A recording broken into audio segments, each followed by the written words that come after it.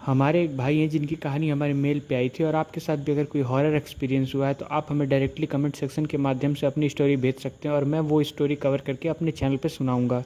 अब आगे कहानी मैं उन भाई के यानी कि प्रकाश भाई की आवाज़ में आपको सुनाता हूँ। राम राम भाइयों, मेरा नाम प्रकाश है। ज़्यादा उम्र नहीं है मेरी, कोई वही 25-26 साल, पर इन कुछ सालों में ही ट्रक की स्टीयरिंग थामे हुए देश के न जाने कितने चक्कर काट लिए हैं मैंने।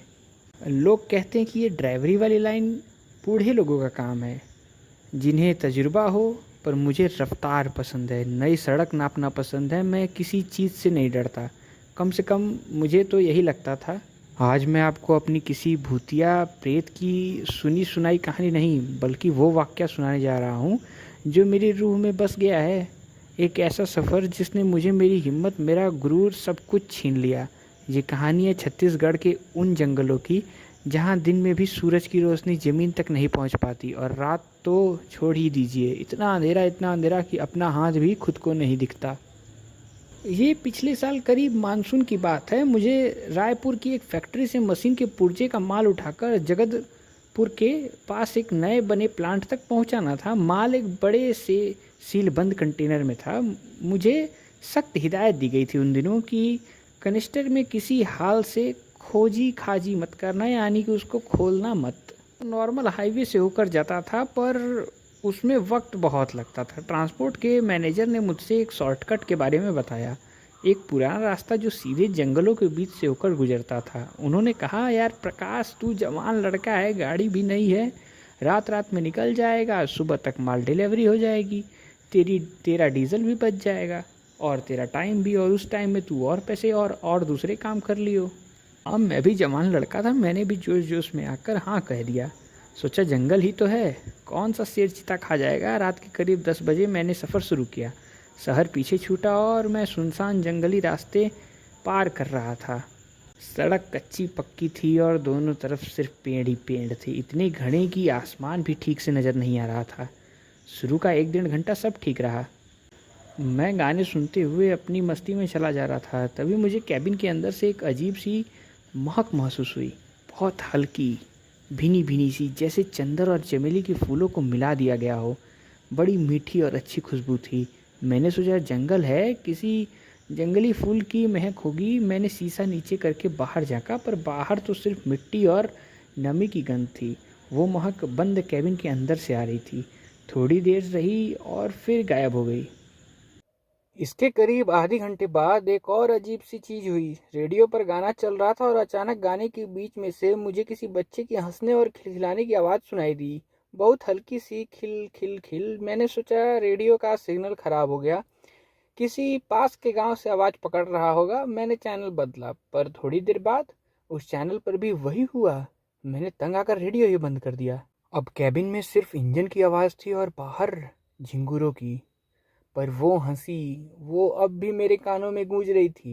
रात और गहरी होती जा रही थी। अब मुझे लगने लगा था कि वो हंसी रेडियो से नहीं आ रही, वो बहुत ही करीब से आ रही है, जैसे ठीक मेरे पीछे से, उस बंद कनिस्टर के अंदर से। मेरा दिल जोर से धड़कने लगा।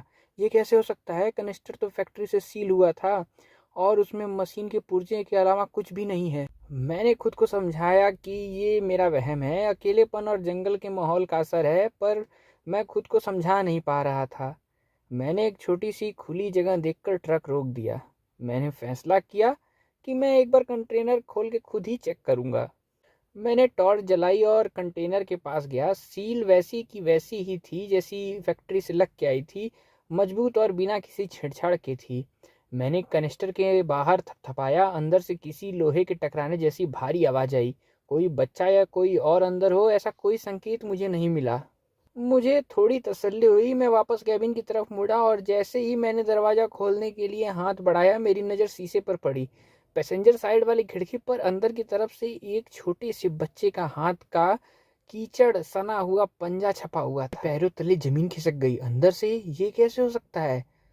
मैं तो पूरे रास्ते अकेले था। मैंने कांपते हाथों से दरवाज़ा खोला और अंदर देखा। सीट खाली थी, पर वो पंजों का निशान वो बिल्कुल असली था।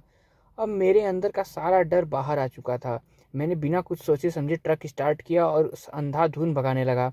मैं बस जल्द से जल्द इस गांव से, इस जंगल से बाहर निकलना चाहता था। लेकिन अब चीज़ें और भी भयानक होने लगी। वो मीठी खुशबू अब बहुत तेज़ हो गई, इतनी तेज़ कि मेरी दम घुटने लगा। और वो हँसी वो अब बंद नहीं हो रही थी, वो लगातार आ रही थी और अब वो केबिन के अंदर ही गूंज रही थी, जैसे कोई बच्चा मेरे बगल में सीट पर बैठ के खिलखिला रहा हो। मैं पागल हो रहा था, मैं बार बार बगल वाली सीट देख रहा था पर वहाँ कोई नहीं था। मैंने हिम्मत कर कर ऊपर लगे शीशे में देखा, जिसमें पीछे का नज़ारा दिखता था। और एक पल के लिए, सिर्फ एक पल के लिए, मुझे कंटेनर के अंदर सामान के ऊपर एक छोटी सी बच्ची बैठी हुई दिखाई दी। सफ़ेद फ्रॉक पहने हुए, उसके बाल बिखरे हुए थे और फिर वो गायब हो गई। मेरी हालत ऐसी थी कि बता नहीं सकता, मेरा पूरा शरीर पसीने से भीग गया था। तभी मैंने देखा सड़क पर आगे एक बूढ़ा आदमी खड़ा था, शायद कोई आदिवासी था। उसने एक अजीब से कपड़े पहने थे और हाथ में ललटेन पकड़ी हुई थी। वो मुझे रुकने का इशारा कर रहा था, लेकिन मुझसे अब रुकने की हिम्मत नहीं थी। मुझे लगा कि ये भी उन्हीं में से हो सकता है। मैं उसके बगल से तेजी से ट्रक निकाल कर ले गया। शीशे में देखा तो बूढ़ा आदमी वहीं खड़ा मुझे देखता रहा। उसके चेहरे पर गुस्सा नहीं बल्कि दया का भाव था। अब वो हंसी धीरे धीरे रोने में बदल गई, किसी बच्चे के सिसकने और रोने का दर्द भरी आवाज में। और वो मीठी खुशबू अब वो सड़न की गंध में बदल गई, गीली मिट्टी और बासी फूलों की मिली जुली भयानक बदबू। ट्रक की लाइट अपने आप जलने बुझने लगी, इंजन खांसने लगा और जैसे कि बंद हो रहा हो। मुझे लगा आज मैं जिंदा नहीं बचूंगा। मैंने स्टीयरिंग पर अपना सर टिका दिया और आंखें बंद कर ली। मैं हार मान चुका था। फिर मुझे अपने कंधे पर एक ठंडा सा स्पर्श महसूस हुआ।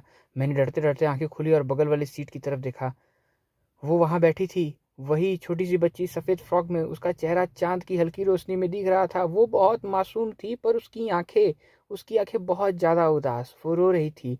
वो डरावना नहीं थी, वो बस बहुत दुखी लग रही थी। उसने मेरी तरफ नहीं देखा।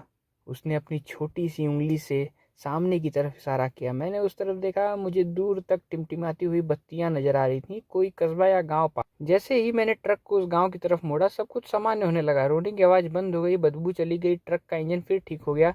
जब मैं गांव की पहली लाइट के नीचे पहुंचा तो मैंने दोबारा बगल में देखा तो सीट खाली थी।